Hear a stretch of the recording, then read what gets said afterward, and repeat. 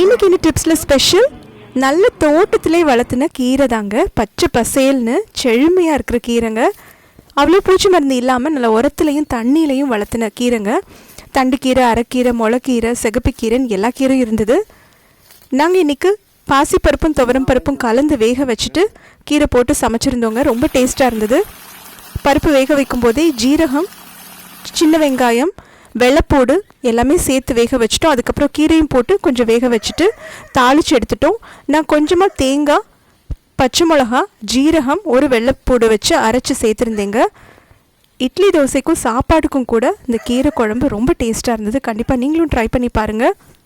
கீரை பொரியல் செய்யும்போது கூட நம்ம தண்ணி தெளிச்சுலாம் விட வேண்டாங்க. அப்படியே சின்ன வெங்காயம், வெள்ளைப்பூடு, பச்சை மிளகா வதக்கிட்டு கொஞ்சம் மஞ்சள் பொடி போட்டு இந்த கீரை கட் பண்ணதையும் சேர்த்துட்டு நல்லா மிக்ஸ் பண்ணிவிட்டு டைட்டாக மூடி வச்சிட்டோன்னா 2-3 கொதியிலே அது நல்லா வெந்துடுங்க. கண்டிப்பாக நீங்களும் ஃப்ரெஷ்ஷாக பச்சை பசேல்னு தோட்டத்து கீரை ட்ரை பண்ணி பாருங்கள்.